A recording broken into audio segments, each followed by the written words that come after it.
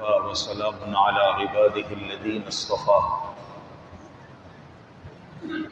أما بعد فأعوذ بالله من الشيطان الرجيم بسم الله الرحمن الرحيم أفحكم الجاهلية يبغون ومن أحسن من الله حكما لقوم يوقنون۔ قرآن کریم کا ایک حصہ تلاوت کیا ہے۔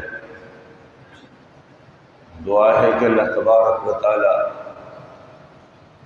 اس کا صحیح مفہوم بیان کرنے کی اور ہم سب کو اس پر عمل کرنے کی توفیق نصیب فرما دے۔ دنیا میں جب اسلام کی آمد ہوئی تو جاہلیت کا دور تھا، اور یہ جاہلیت اعتقاد کے اعتبار سے، فکر کے اعتبار سے، اعمال کے اعتبار سے اور معاملات کے اعتبار سے جس طریقے سے دیکھیں یہ جاہلیت موجود تھی، اسی جاہلیت کے اندر اللہ تعالیٰ نے اسلام کی روشنی پھیلائی اور انسان کے اعتقاد کو، عقیدہ جس کو کہتے ہیں، اس کی فکر کو، اس کے اعمال کو اور اس کے معاملات کو اسلام نے درست کیا۔ یہ جاہلیت اور اس زمانے کی چیزیں آج پھر ہمارے اندر موجود ہیں۔ فرق اتنا ہے، وہ زمانہ روشنیوں کا نہیں تھا، آج زمانہ روشنیوں کا ہے۔ فرق یہ ہے، اس زمانے کے اندر بٹن والی زندگی نہیں تھی، آج بٹن والی زندگی موجود ہے۔ فرق یہ ہے، وہ جاہل تھے اور ان کی جاہلیت کو جب دور کیا گیا، انہیں سمجھایا گیا، تو انہوں نے یہ نہیں سمجھا کہ ہم بڑے پڑھے لکھے ہیں، ہم بڑے سمجھدار ہیں، ہم بڑی عقل رکھنے والے ہیں۔ آج یہ جاہلیت ہمارے اندر موجود ہے، مگر ہم خوش اس کے اوپر ہیں کہ پڑھے لکھے ہیں۔ کیا پڑھے لکھے ہیں یہ نہیں پتا ہمیں۔ بٹن چلانے سے ہم سمجھتے ہیں کہ پڑھے لکھے ہو گئے، اپنے حال حلیے کو بدلنے سے ہم سمجھتے ہیں بڑے سمجھدار ہو گئے، لیکن ہیں پرلے درجے کے جاہل۔ اور جاہلیت ایسے ہمارے اندر رچ بس گئی ہے کہ اس جاہلیت کو ہم نے پڑھا لکھا ہونا سمجھ لیا۔ افسوس یہ ہے، میں اکثر ایک بات کہتا ہوں، ہم نماز پڑھتے ہیں، نماز کی ثنا ہم کو نہیں آتی، التحیات ہم کو نہیں آتی، وتر کی دعائے قنوت ہم کو نہیں آتی، لیکن باتیں ایسی ہم کرتے ہیں کہ دنیا میں ہم سے بڑا افلاطون کوئی نہیں۔ ہماری کمزوری اور جہالت کیا ہے؟ سب سے پہلی ایمانی کمزوری ہے، اللہ رسول پر سے ہمارا ایمان ہٹا ہوا ہے۔ کلمہ پڑھتے ہیں، میں انکار نہیں کرتا، لیکن کلمے پر یقین نہیں ہے آج ہمارا۔ کلمہ پڑھتے ہیں، بچوں کو سکھاتے ہیں، گھر والوں کو پڑھاتے ہیں، آج سلیبس کے اندر بھی کلمہ موجود ہے، مگر کلمے پر یقین نہیں ہے۔ تو یہ علم کس بات کا ہے؟ کون سے پڑھے لکھے ہیں؟ تو جہالت ہے ہمارے اندر۔ آج مسلمان ہونے کے باوجود اللہ رب العزت کی ذات کے اوپر ہمارا یقین نہیں ہے۔ کیسے ہمارا ایمان کمزور ہے؟ آج ایک جوان اپنے آپ کو ظاہر حال حلیے سے ایسے کرے گا میں بڑا پڑھا لکھا ہوں، حالانکہ انگوٹھا چھاپ ہوگا۔ جب اس ظاہری حال حلیے کو دیکھتے ہیں، گلے کے اندر چین ڈالی ہوئی ہے، ہاتھ کے اندر کڑا پہنا ہوا ہے، انگلیاں انگوٹھیوں سے بھری پڑی ہیں، پاؤں دھاگوں سے بندھی پڑی ہے.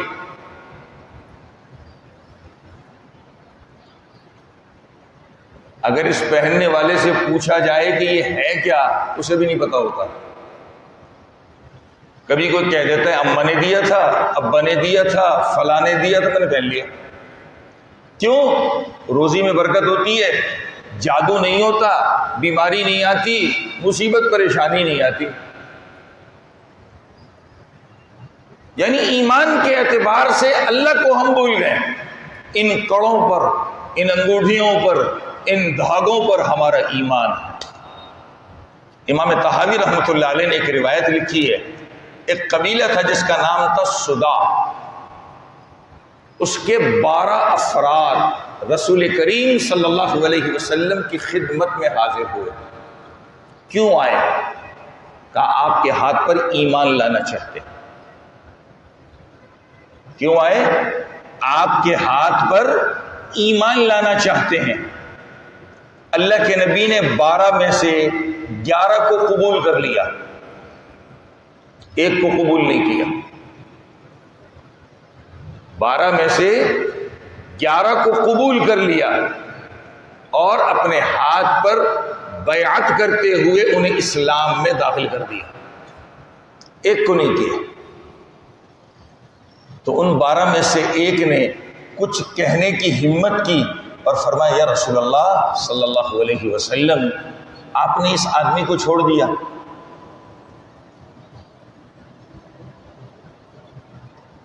کہا ہاں، میں نے اس کو چھوڑا، اس لیے چھوڑا کہ اس کے اندر کافروں والی چیز موجود ہے. جب تک یہ دور نہیں کرے گا یہ اسلام میں نہیں آ سکتا. میں اپنے الفاظ میں سنا رہا ہوں تاکہ سمجھ آئے، ترجمہ نہیں کر رہا حدیث کا. انہوں نے پوچھا یا رسول اللہ کیا چیز ہے؟ کہا دیکھو اس نے کیا باندھا ہوا ہے جس میں کھجور کی چھال دھاگے میں بندھی پڑی ہے اور ایسی چیزیں اس کے ساتھ جوڑ کر کے اس نے باندھا ہوا ہے اپنے آپ کو، جیسے گلے میں ڈال دیتے ہیں، پاؤں میں ڈال دیتے ہیں، ہاتھ میں ڈال دیتے ہیں.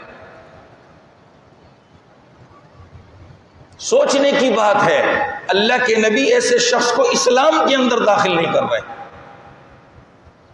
کتنا مبارک وقت تھا نا کہ نبی کے ہاتھ پر اسلام لے کے آنا ہے.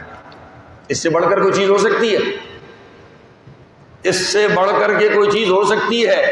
مگر نبی نے ایسے شخص کو اسلام کے لیے قبول نہیں کیا. 11 کو قبول کر لیا.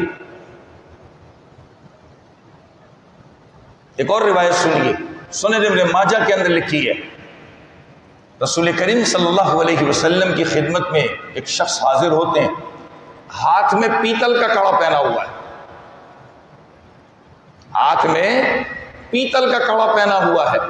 اس زمانے کے اندر ایک یہ مشہور تھا کہ ہاتھ کی کوئی نس ہوتی ہے، نس، اس کے لیے یہ پیتل کا کڑا پہنتے ہیں تو یہ ٹھیک ہو جاتی ہے. نبی علیہ السلام نے اس سے پوچھا یہ کیا ہے؟ اس نے بتایا کہ اس طرح بیماری کے لیے میں نے اس کے علاج کے لیے اس کو پہنا ہے. کہا یہ تیرے پہننے سے بیماری ختم نہیں ہوگی، تیری بیماری بڑھ جائے گی. اسی قسم کا واقعہ معجم طبرانی کے اندر ہے اور اس حدیث میں انگوٹھی کا تذکرہ ہے. یہ جو ابن ماجہ کی روایت سنائی اس میں ہاتھ میں کڑے کا تذکرہ ہے اور اس روایت کے اندر ہاتھ میں انگوٹھی پہننے کا تذکرہ ہے. آج ہمارا ایمان اتنا کمزور ہوا، قرآن کہتا ہے وَفِي السَّمَاءِ رِزْقُكُمْ وَمَا تُوعَدُونَ، تمہاری روزی آسمانوں میں ہے جس کا تم سے وعدہ کیا ہے. اب ہماری روزی بابوں کے پاس چلی گئی، بابا گلے کے اندر دھاگا باندھ دے روزی بڑھ جائے گی، ہاتھ میں کڑا پہنا دے روزی بڑھ جائے گی، انگلی میں انگوٹھی پہنا دے روزی بڑھ جائے گی. پیسہ آتا ہے تو مجھے ڈر لگ جاتا ہے کہ کوئی میرے جیسا کام شروع کر کے مجھ پر جادو کروا کے تعویذ کروا کے پیسوں میں آگے نہ بڑھ جائے. چلو کسی بابے شابے کے پاس جاؤ، یہ لے لو وہ لے لو، یہ لے لو وہ لے لو، وہ لگا لو یہ کر لو. اچھا بھلا مانس انسان نظر آتا ہے، گلے کے اندر، ہاتھ کے اندر کڑے شڑے پہن کر کے جانور بن جاتا ہے۔ بقرعید میں جانور لاتے ہیں تو ہمارے بچے جانوروں کے گلوں کے اندر گھنگرو باندھتے ہیں، گھنٹیاں باندھتے ہیں، ہار باندھتے ہیں، پاؤں کے اندر جھنجھنے باندھتے ہیں۔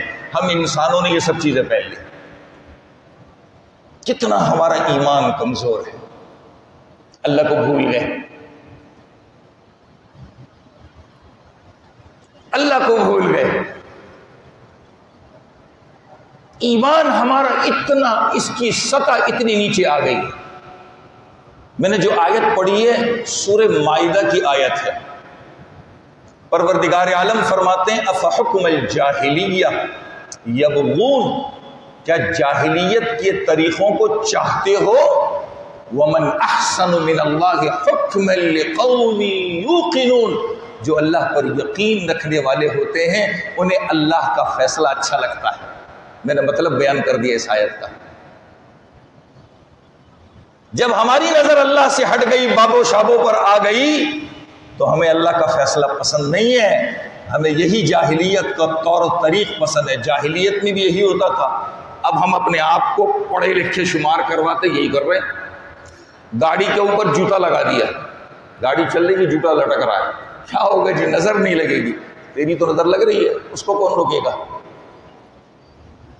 مت ماری گئی ہماری۔ ایمان کی سطح ہماری کمزور ہو گئی ہے، اللہ سے نظر ہماری ہٹ گئی ہے۔ اسی ایمان کی سطح میں جو کمزوری آ رہی ہے، ہم نیچے جا رہے ہیں، نیچے نیچے نیچے جا رہے ہیں۔ اب ہمارا حال یہ ہے کہ اس روشنی کی زندگی میں، بٹن کی زندگی میں، قرآن اور حدیث کا جو حکم ہے، قانون ہے، ہمیں برا لگتا ہے۔ ارے یہ پرانی بات ہے، یہ کن پرانے چکروں میں ڈال دیا ہے، یہ کیا پرانی چیزیں ہیں، یہ کیا ہے، یہ فلانا ہے، یہ وہ ہے، یہ ہے، یہ وہ ہے۔ ہمارے ہی اندر کلمہ پڑھنے والے قرآن اور نبی کے طریقوں سے بیزار معلوم ہوتے ہیں۔ یہ اگلا اسٹیپ ہے، ترقی ہے، جاہلیت میں ترقی ہے۔ پڑھے لکھے نہ سمجھے اپنے آپ کو، پڑھے لکھے نہ سمجھے اپنے آپ کو، ہم اتنے اوپر چلے گئے۔ قرآن اور نبی کا طریقہ اب ہمیں پرانا معلوم ہوتا ہے، یہ پرانی چیز ہے، یہ ہمارے لیے نہیں تھا۔ ایسے لوگ بھی اس وقت پائے جاتے ہیں جو کہتے ہیں کہ یہ قرآن اور نبی کا طریقہ صرف صحابہ کے لیے تھا، ہم تو بہت دور کے لوگ ہیں۔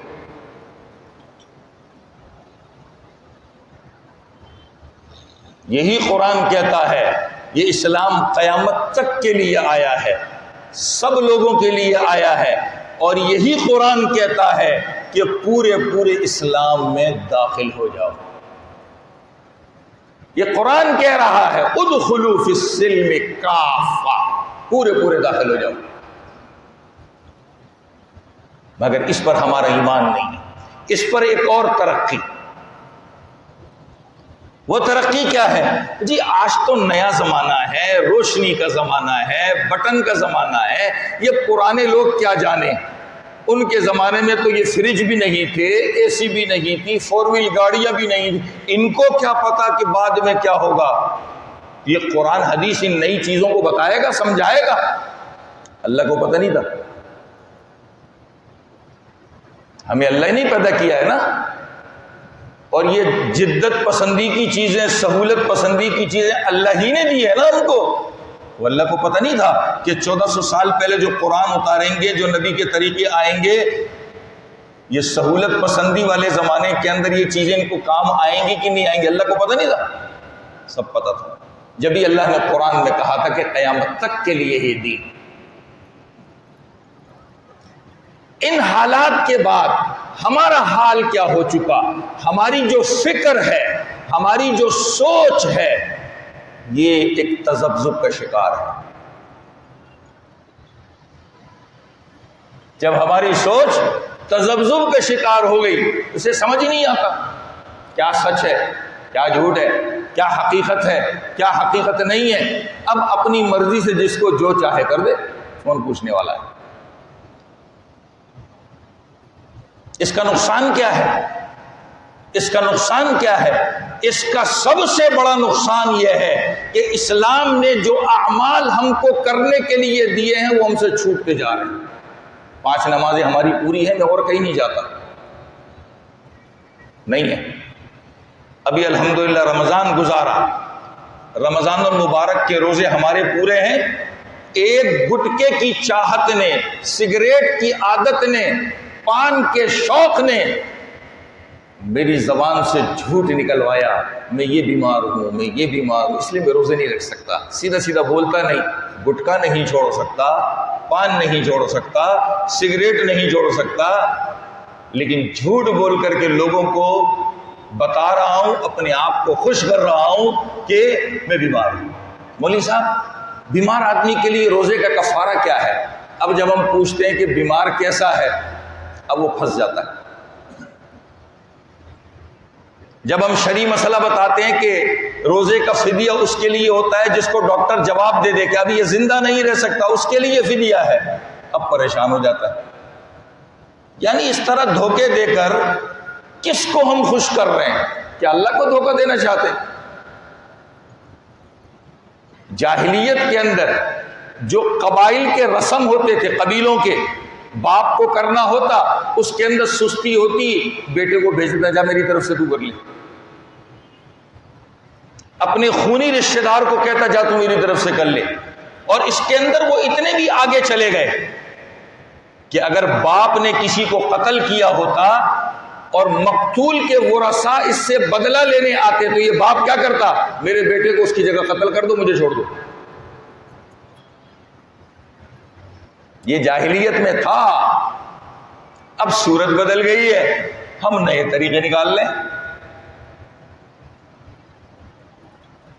نقصان کیا ہو رہا ہے؟ یہ فکر، یہ جو ہماری سوچ ہے، اس سوچ کے تذبذب نے ہم سے اعمال چھڑوا دی، اعمال ہم سے چھوٹتے جا رہے ہیں۔ ہم نے بھی اپنا بچپن دیکھا، میں صرف رمضان کی بات کر رہا ہوں، عام دنوں کی بات نہیں کر رہا۔ رمضان کے مہینوں میں نماز کے وقت پر اگر کوئی اکا دکا ایسا فرد ہوتا جس کا نماز پڑھنے کو دل نہ ہوتا یا نہ چاہتا تو وہ گھر سے نہیں نکلتا تھا کہ نماز کے وقت اگر مجھے کوئی باہر دیکھ لے گا تو کیا سوچے گا، کیا کہے گا۔ آج مسجد کے دروازے کے پاس ہو کر عام دن کے اندر میں نماز نہیں پڑھتا، میرا یہ حال ہو گیا۔ عام دن کے اندر اعمال ہم سے نکل گئے۔ میں مسجد کے اندر ملازمت کرنے میں مسجد کے اندر مزدوری کرنے آیا ہوں، الیکٹریشین کے اعتبار سے، پلمبر کے اعتبار سے، مستری کے اعتبار سے۔ میں دیکھ بھی رہا ہوں کہ مسجد میں باجماعت نماز ہو رہی ہے، تب بھی میں ہتھوڑا اور چھینی چلا رہا ہوتا، اور ہمارا کوئی نمازی اس کو روک نہیں سکتا کہ نماز ہو رہی ہے بند کر دو۔ اتنا ایمان ہمارا نیچے چلا گیا۔ نہیں ایسا؟ ہمارا کوئی نمازی اس کو روک نہیں سکتا، ادھر جماعت ہو رہی ہے تو اپنا ہتھوڑا چھینی بند کر دے۔ اور پھر میں اکثر ایک بات کہتا ہوں، شاید مجھے لوگ پاگل سمجھتے ہوں گے، ہمارے نمازی تو موبائل بجنے والے کو نہیں کہتے کہ تیرا موبائل کیوں بجتا ہے۔ کتنا ایمان نیچے چلا گیا ہے ہمارا، کتنا ایمان نیچے چلا گیا ہے۔ یہ نہ کہیں کہ ہم کمزور ہیں، ہمارا بچہ جب کمزور ہوتا ہے تو ماں باپ کتنی کوشش کرتے ہیں یہ چلنے والا بن جائے، بولنے والا بن جائے، کھانے والا بن جائے، کمزور ہے کمانے والا بن جائے۔ اپنے ایمان میں پھر فکر نہیں کریں گے، اپنے ایمان کے بارے میں نہیں سوچیں گے۔ آج لوگ جان چھڑا دیتے ہیں، جی ہم تو بہت گنہگار ہیں، ہم تو بہت پیچھے ہیں۔ کیا پیچھے ہے؟ کھانے پینے کمانے میں پیچھے نہیں ہے، وہاں تو دونوں ہاتھ سے لگے پڑے ہوتے ہیں۔ نیند بھی قربان، آرام بھی قربان، سکون بھی قربان، پیسہ جیب میں آ جائے، وہاں کمزوری نہیں بتاتے۔ اللہ کا جب معاملہ آتا ہے ہم اپنے آپ کو بڑا لاغر کمزور بتا دیتے، بہت کمزور لوگ ہیں، بہت کمزور لوگ ہیں۔ کمزور نہیں ہے، کم ہٹا دیجئے، زور لگائیے۔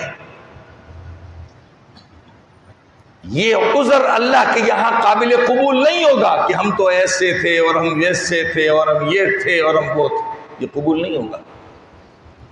ایک نقصان ہماری فکر کے اعتبار سے یہ ہوا کہ اعمال ہمارے اندر سے نکل کے چلے، دوسرا نقصان کیا ہے؟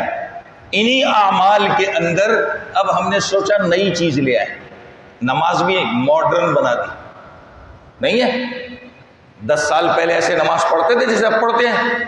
10 سال پہلے ہمارے مسجد کے نمازی ایسے ہوتے تھے جیسے آج ہیں.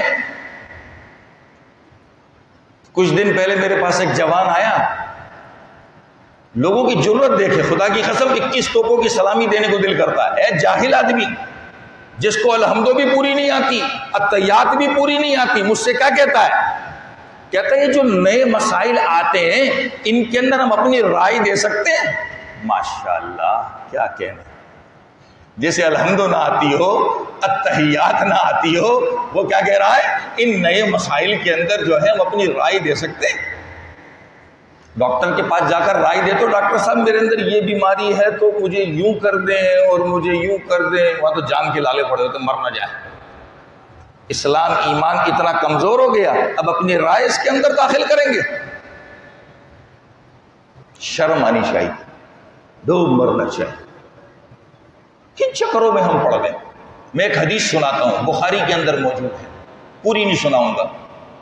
پہلا حصہ نبی کریم صلی اللہ علیہ وسلم نے فرمایا اللہ رب العزت 3 قسم کے افراد سے بغض رکھتے ہیں، یعنی ان کو دشمن سمجھتے ہیں. کیا سمجھتے ہیں؟ دشمن سمجھتے ہیں. 3 قسم کے افراد. میں اپنے موضوع کے اعتبار سے ایک ہی فرد بیان کر رہا ہوں. کہا اس میں ایک شخص وہ ہے جو اسلام کے اندر جاہلیت کا طریقہ ڈھونڈتا ہو.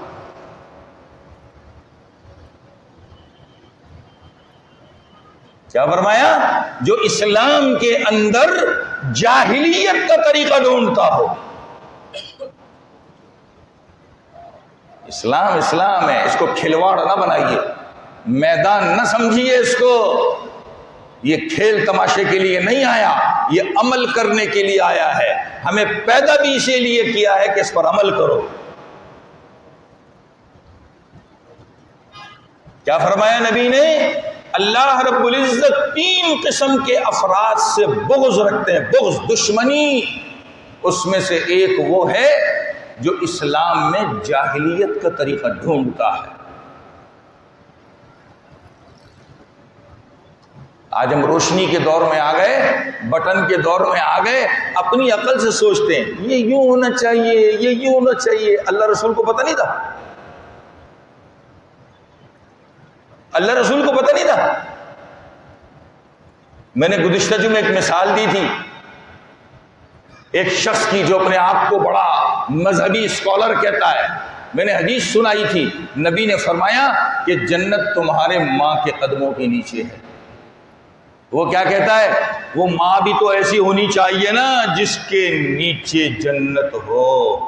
نبی کو پتہ نہیں تھا، آج 1400 سال کے بعد اس کو سب سمجھ میں آ گیا. نبی کو پتہ نہیں تھا، آج 1400 سال کے بعد اس کو سمجھ میں آ گیا.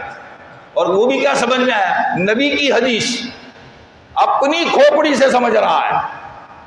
میں نے اسی لیے گزشتہ جمعے قرآن کی آیت کا مطلب بیان کیا تھا کہ اگر ماں باپ تمہیں شرک کرنے کا کہیں، شرک یہ تو اچھی چیز نہیں ہے، اللہ کو پسند نہیں ہے، تب بھی قرآن کہتا ہے ماں باپ کے ساتھ بھلائی کا معاملہ کرو، اچھائی کا معاملہ کرو. جنت تمہیں ملے گی. اگر تمہارے ماں باپ کافر ہیں، ان کے قدموں کے نیچے تمہاری جنت کی جگہ ہے. اگر وہ کافر ہے تو ان کی جنت نہیں ہے، لیکن تمہاری جنت ہے ان کی خدمت میں. اتنی سی بات اس جاہل اسکالر کو سمجھ نہیں آ رہی، لوگوں کو اپنی کھوپڑی مار رہا ہے. دیکھو نبی کی حدیث کو کیسے بدلا جا رہا ہے، اور ہمارے لوگ آرام سے بیٹھے ہیں. پڑھے لکھے ہیں نا ہم لوگ، سمجھدار ہیں. آج مزے کی بات یہ ہے، ابھی میں جو بیان کر رہا ہوں اس میں چند الفاظ انگریزی کے بول دوں تو سب کہیں گے بڑا پڑھا لکھا ہے، لیکن خالصتاً اردو اور عربی بولوں جاہل اس کو کیا پتا. یہ ہماری فکر ہے، ہم کیسے متاثر ہوتے ہیں نا. آج کوئی انگریزی اردو میں ملانے والا آ جائے، سب سے بڑا پڑھا لکھا یہ ہو جاتا ہے، جبکہ اس کو کلمہ بھی نہیں آ رہا ہوتا ہے پورا. میں نماز کی بات نہیں کر رہا، کلمے کی بات کر رہا ہوں. اس کو کلمہ بھی نہیں آ رہا ہوتا ہے، لیکن اردو کے اندر انگریزی کے چند الفاظ ملا دیے، ماشاءاللہ بڑا پڑھا لکھا ہو گیا۔ یہ ہمارا حال ہے، ہم اپنے فکر کے اعتبار سے اتنی نچلی سطح کے اندر چلے گئے۔ آج ہم اعمال کے اندر بھی جاہلیت والی چیزیں تلاش کرتے ہیں۔ ہمارا مردہ گھر سے اس وقت تک نہیں اٹھتا جب تک کہ دیگے نہ کھلا دیں، نہیں ایسا؟ اور وہ کھانا ایسا بن گیا جیسے شادی حال میں شادی کا کھانا ہوتا ہے، وہ فلاں رشتہ دار کا خیال کرنا، فلاں میرے صاحب کا خیال کرنا، فلاں میرے دوست کا خیال کرنا، اس کی تھال کے اندر اچھی بوٹیاں ڈال دینا، تیرا مردہ پڑا ہوا ہے، ادھر تجھے بوٹیوں اور دوستوں کی رشتہ داروں کی فکر ہے۔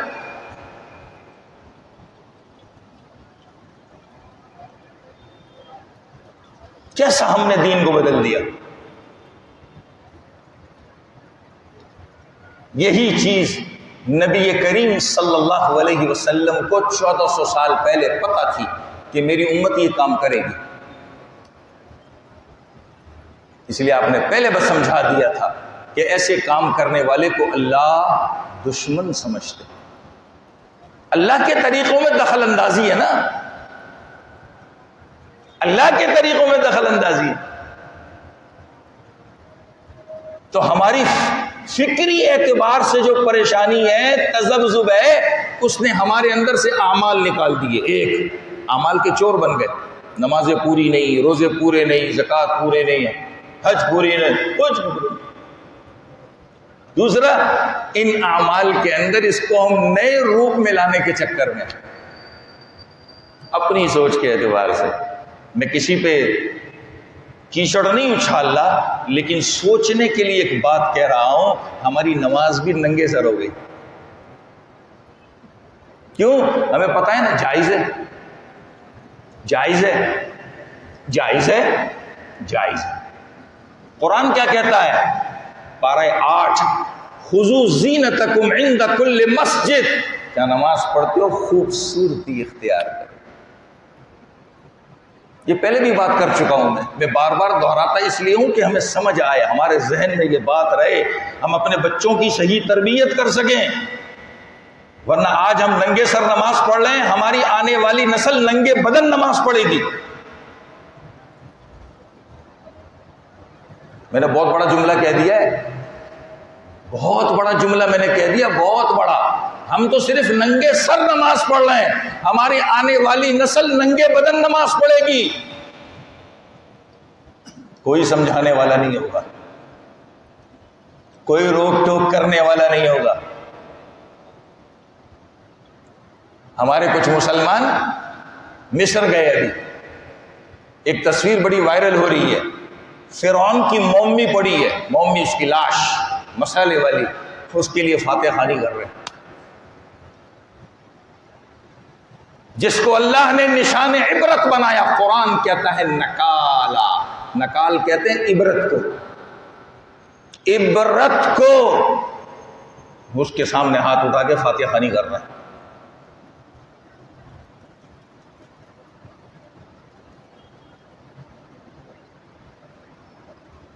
اور کہتے کیا ہے؟ پڑھے لکھے لوگ ہیں، پڑھے لکھے لوگ ہیں۔ ہمارے ہاں پڑھا لکھا ہونا انگریزی کا آنا ہے، دین کا آنا نہیں ہے۔ ہمارے یہاں پڑھا لکھا ہونا انگریزی کا آنا ہے، سٹ بوٹ کے اندر ہونا ہے، دین کا آنا نہیں ہے۔ اس لیے ہم قرآن سے، نبی کی تعلیمات سے بیزار ہیں، تو اپنی اولاد کو بھی اس سے دور رکھ رہے ہیں، جدت پسندی میں آ رہے ہیں، نئی چیزوں میں آ رہے ہیں، اور دین کو، اپنی سوچ کو بدل لیں۔ اللہ تعالیٰ اس اعتقادی فکر میں جو ہم تبدیلی لا رہے ہیں، ہمیں اس سے بچا لیں۔ مزید تفصیل انشاءاللہ آئندہ جمعہ کی جائے گی۔